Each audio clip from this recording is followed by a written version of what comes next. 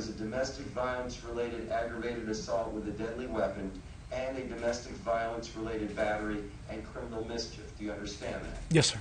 Yes, Your Honor. Okay. Did you receive a copy of the arrest report, sir? Yes, Your Honor. Okay, I did as well. I do find probable cause for all three allegations and for the arrest. I'm going to appoint the public defender's office to represent you on all three of these criminal charges, Mr. Zimmerman. Your next court appearance will be an arraignment with Judge Rex Siedler on January 7th, 2014 at 1:30 p.m. in courtroom 1A. Now we'll discuss bond and reasonable conditions of bond. I will hear from the state first. Ms. Adaraju? Your Honor, it's A.S.A. Munoz for the state of Florida. Okay. Okay, well, Your Honor, we had the opportunity to speak with the victim in this case. She is in fear for her safety, and she would like that there be no contact and no return. We do have two exclusionary zones to include 1308 Topfield Court, Apopka, that's Topfield, and also an additional address of 1010 Sand Lake Road in Altamont Springs, Florida. In addition, Your Honor, we're requesting no possession of firearms or ammunition, and that any new address that he is to live at also be weapon-free.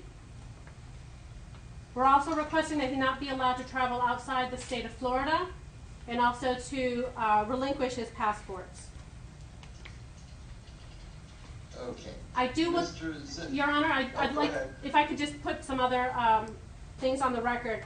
The victim had indicated that there was a prior domestic violence incident that occurred approximately a week and a half ago that involved a choking that she did not report to the police. She is in fear for her safety. On the day of this incident, she had indicated that they had been discussing breaking up.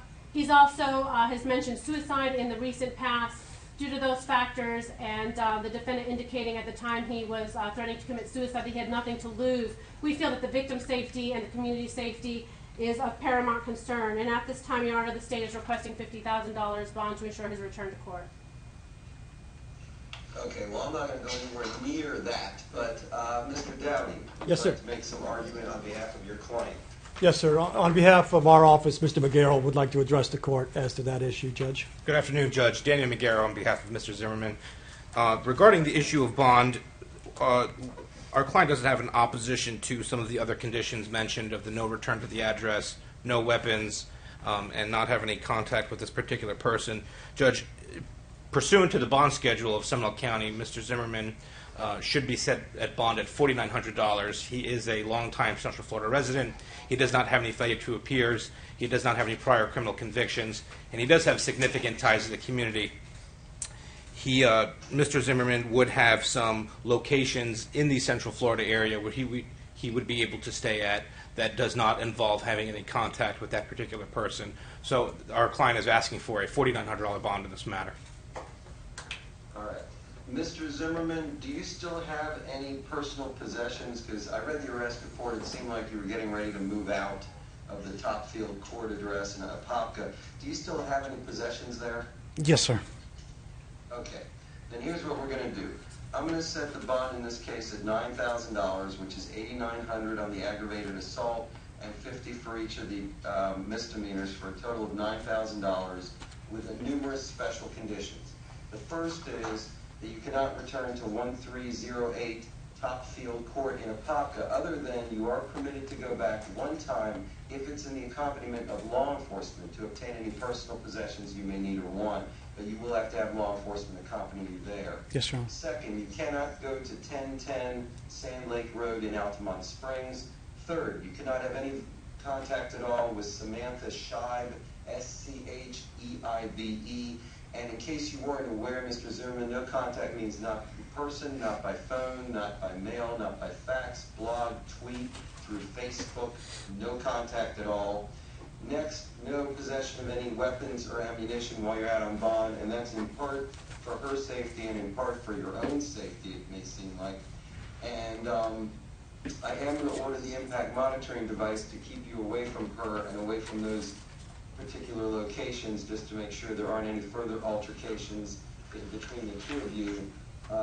As far as the passport, did you ever get your passport back after the last trial? I'm not sure, Your Honor. My former attorney may have it. Okay.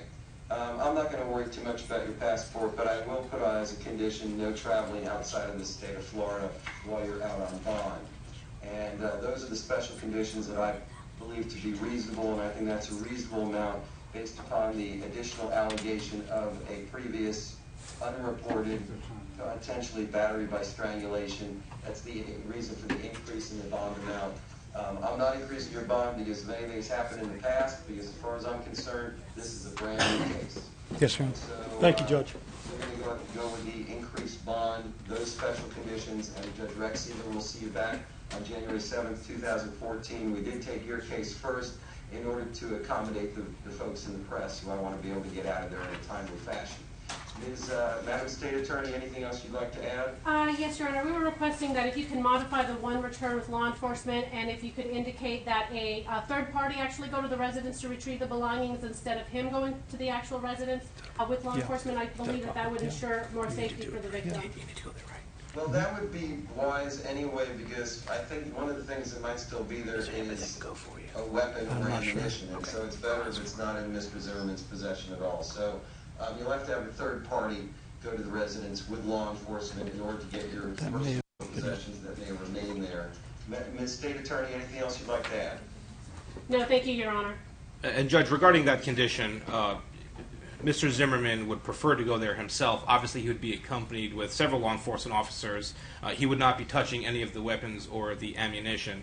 I'm not sure that there is another person in this area that can accompany him to retrieve some of his personal belongings. So he is asking the court if he would be allowed to go there himself. No, I think it's best if somebody else goes there. I really do. This is a volatile situation potentially. So I'm going to leave that as a reasonable condition of bond. And Judge, excuse me, I'm sorry, yes, regarding the impact monitor, as the court took notice that he is indigent, we're asking the court to either reduce or waive the cost of that device. I'll waive the cost. Thank you, Judge. Okay. Thank you, Your Honor. And the exclusionary zone, Judge, to be clear, was how many feet? 1,500 feet to those two areas. Okay. Thank you, Your Honor. That's fine. Thank you, Your Honor. You're very welcome. We'll see you back January 7th, 2014, Mr. Zimmerman. Best of luck. Yes, sir. Thank you. And we're going to take a 5-minute recess, everybody.